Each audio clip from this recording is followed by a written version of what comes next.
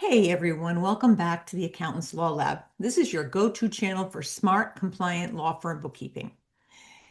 So, if you're a legal bookkeeper and you're already working with Clio Manage and QuickBooks Online, you already know this powerful combo can transform a law firm's financials, but it's rarely plug and play.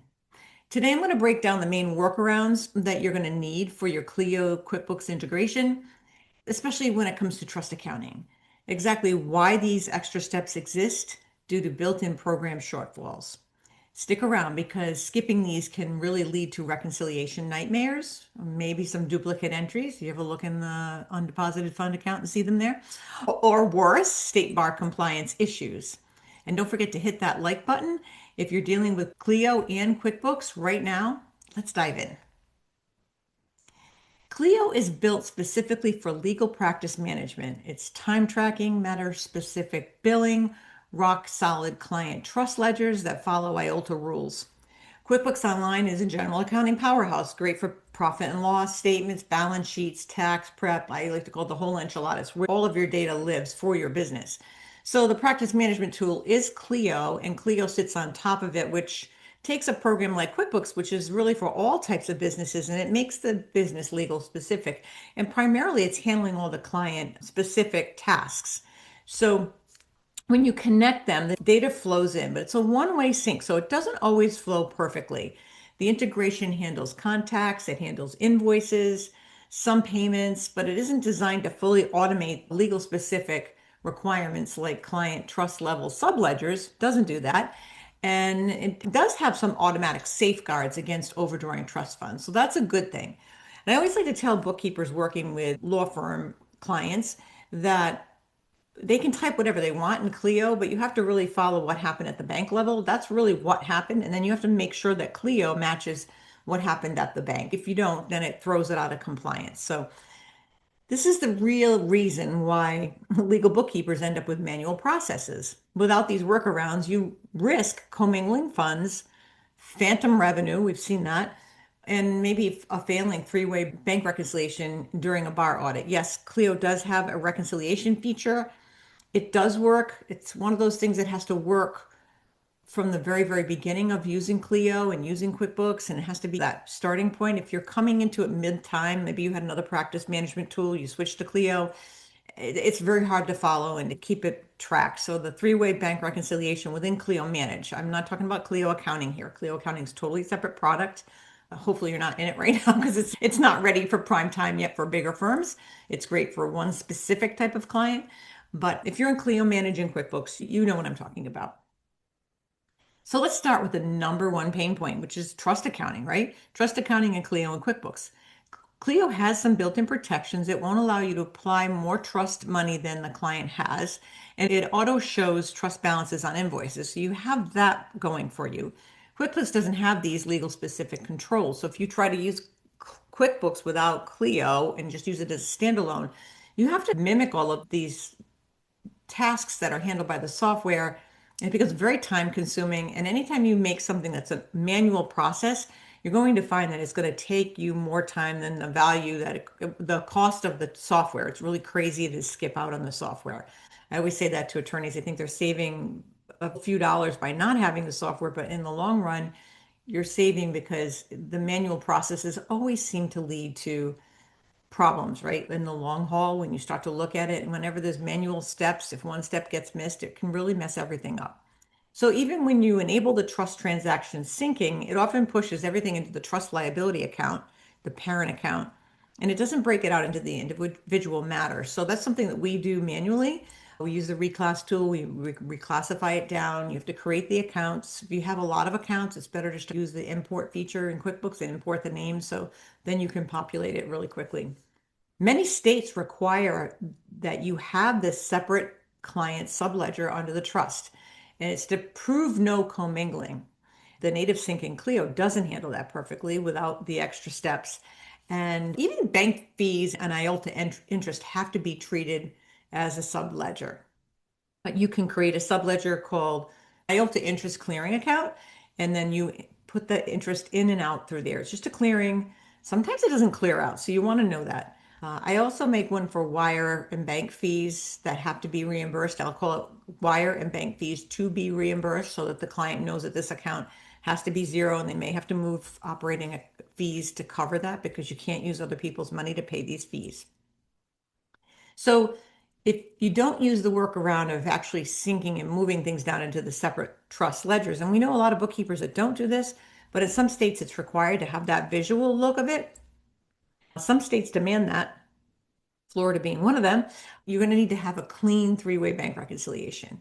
So that will be the extra step, which is going to be tying your bank statement with all the transactions in transit accounted for, your Clio trust ledger, simple report you can pull out of Clio, and your QuickBooks trust account. That if you aren't doing the sub-ledger method, you are going to have to filter by customer to manage it to show, improve the client ledgers.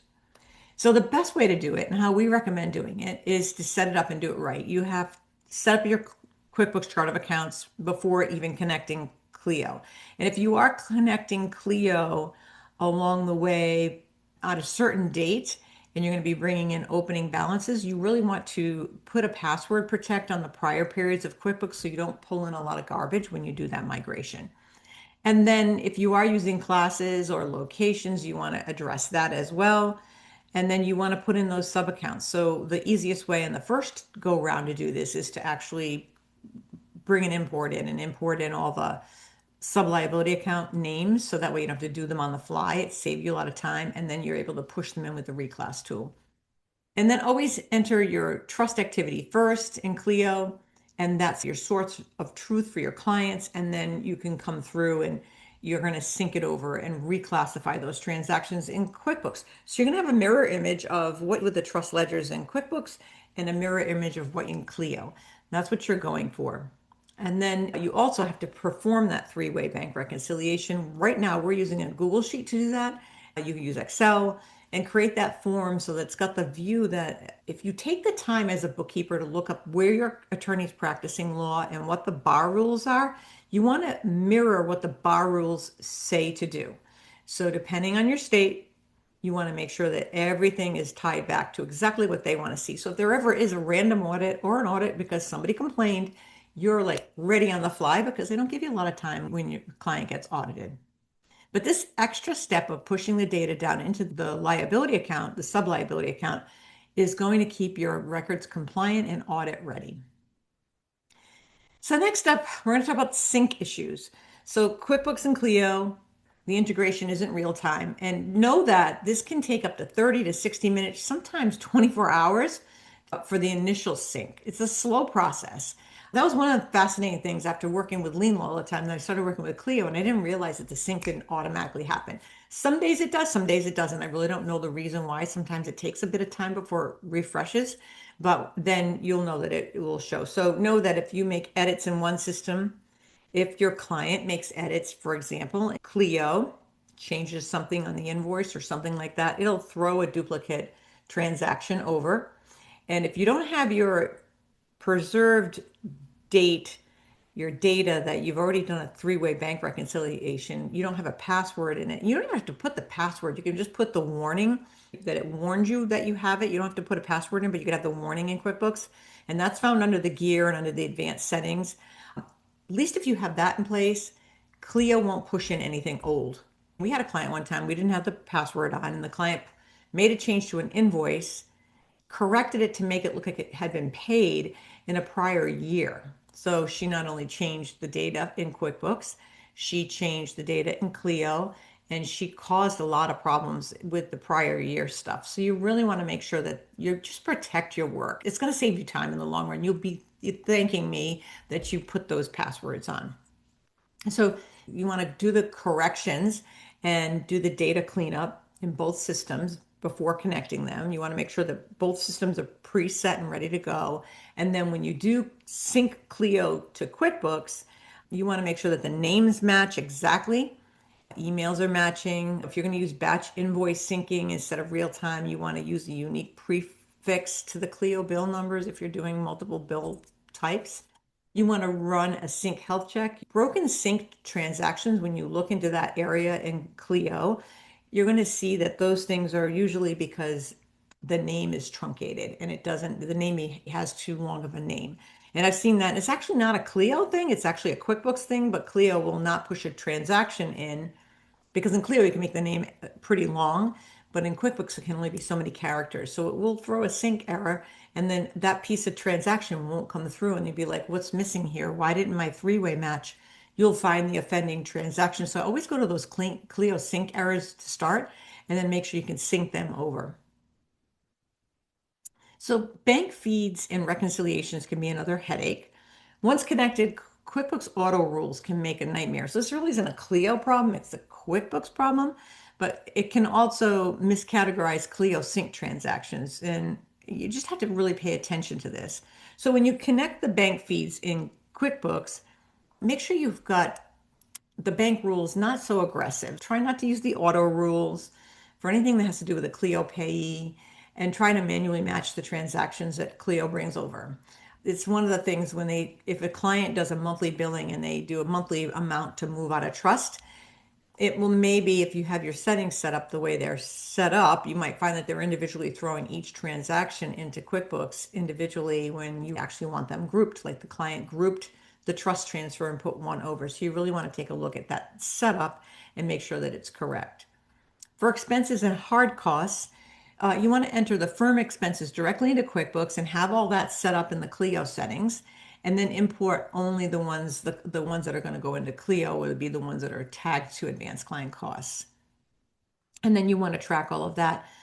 Make sure that if you are working in a state or your client works in a state where you really need to track multiple locations, make sure in QuickBooks you have the location tracking on. Make sure if you're using it, you're also using class tracking. If you have multiple attorneys and you want to track data by the attorneys, you really want to have class tracking turned on too. So it's important to make sure you've got the filtering set up so you can pull reports of that nature.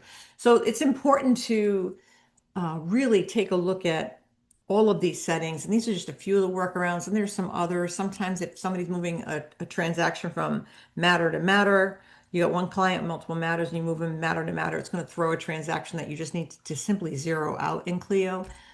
This is just some of the things you might find that you're going to have to deal with when you do this kind of integrating of Clio. We recommend you integrate Clio. I think it's important to. I don't think it's a great practice not to have them. I know a lot of people like to leave it standalone, then they end up doing redundant work because it's not connected, and they bring in all their data as deposits in a cash basis way. I think it's better to have QuickBooks and Clio synchronized and Clio invoices coming in and the payments coming in. It's tracked that way. I think it's a better, more pure way, more accurate way to present the data to a client. And I don't think you should be afraid of that.